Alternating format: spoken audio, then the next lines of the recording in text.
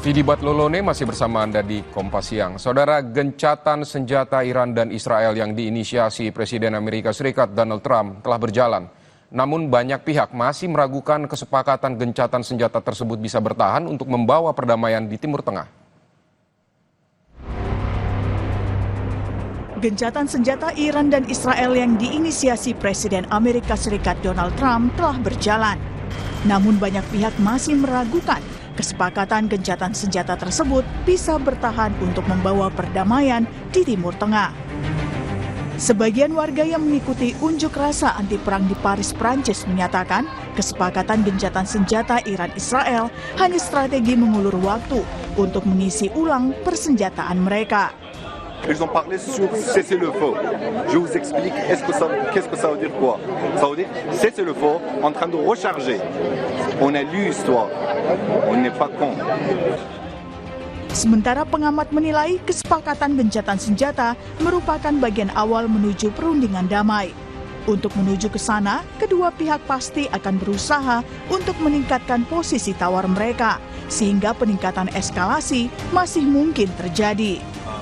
Dalam politik, sebelum perundingan damai itu ada eskalasi menuju deeskalasi. Oke. Gitu ya. Jadi, kita sekarang masih ceasefire, gitu kan, tapi belum ada perundingan. Nah, untuk sampai ke meja perundingan ini berarti masih akan ada upaya untuk saling meningkatkan posisi tawar.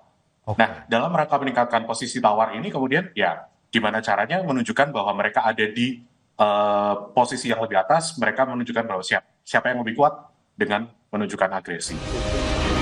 Isu nuklir Iran adalah alasan utama Israel dan Amerika menyerang Iran. Setelah Amerika mengklaim berhasil membom 3 situs nuklir Iran, Presiden Amerika Donald Trump memastikan bahwa Iran tidak akan memiliki senjata nuklir lagi. Trump juga akan bertemu dengan delegasi Iran pekan depan untuk membuat kesepakatan. Kepala Badan Intelijen Israel menyebut selama masa gencatan senjata, pihaknya akan terus mengawasi apa yang akan dilakukan Iran.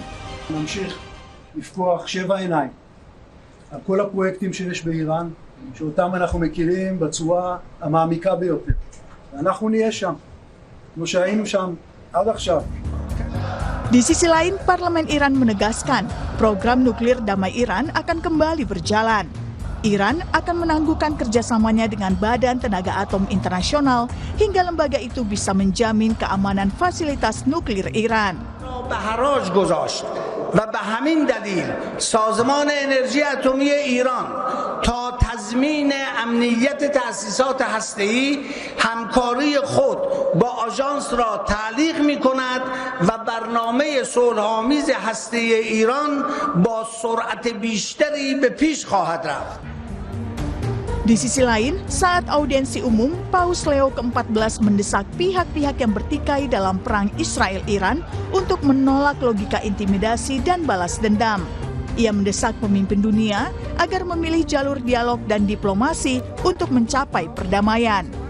Saat audiensi, Paus Leo ke-14 menyatakan solidaritas dengan para korban serangan di sebuah gereja Ortodoks Yunani di Damaskus, Suriah. Paus Leo juga mendesak masyarakat internasional untuk terus mendukung rekonsiliasi Suriah. Domenica scorsa è stato compiuto un vile attentato terroristico contro la comunità greco-ortodossa nella chiesa di Mar Elias a Damasco. Affidiamo le vittime alla misericordia di Dio ed eleviamo le nostre preghiere per i feriti e i familiari. Ai cristiani del Medio Oriente dico, vi sono vicino, tutta la Chiesa vi è vicina. Questo tragico avvenimento richiama la profonda fragilità che ancora segna la Siria dopo anni di conflitti e di instabilità. È quindi fondamentale che la comunità internazionale non distolga lo sguardo da questo Paese, ma continui a offrirgli sostegno attraverso gesti di solidarietà. Di dalam negeri, Wakil Ketua DPR Sufmi Dasko Ahmad bilang, dalam waktu dekat DPR akan berdialog dengan Presiden Prabowo untuk membahas sikap pemerintah atas konflik Iran dan Israel. DPR ingin memberi masukan serta mendengar pandangan pemerintah dalam konflik ini. Hingga kini Prabowo belum menyatakan secara resmi sikap Indonesia atas konflik Iran-Israel. Dalam waktu dekat, pimpinan Komisi 1 akan melakukan dialog dengan Presiden dalam rangka memberikan masukan, kemudian juga mendengar pandangan pemerintah tentang bagaimana nanti sikap dari pemerintah terhadap konflik Iran dan Israel. Demikian. Dalam perang Iran dan Israel, Amerika Serikat mengklaim telah menghancurkan situs nuklir Iran melalui serangan udara yang dilancarkan 22 Juni lalu.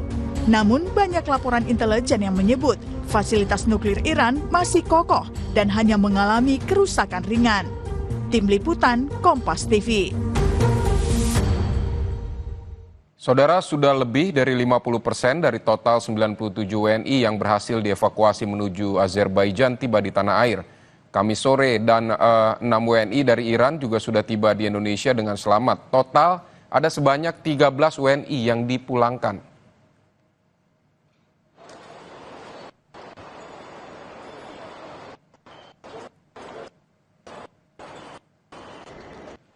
Sebanyak 70 WNI kurang lebih telah tiba di tanah air selama 3 hari proses pemulangan dari Baku, Azerbaijan. Pada hari ketiga, sebanyak 2 kloter pada penerbangan pukul 15.30 waktu Indonesia Barat dan 17.30 tiba di Terminal 3 Bandara Soekarno-Hatta Kamis sore.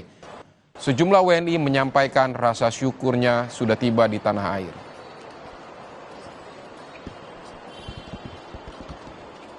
Katanya naik Garuda itu masih tersenjat, masih stuck di sana. Itu sekitar 24 teman kita yang stuck di sana. Nunggu informasi penerbangan dari Qatar sendiri. Cuman udah dihandle sama Qatar, jadi hotelnya pun udah dihandle sama mereka, sama Qatar Airways.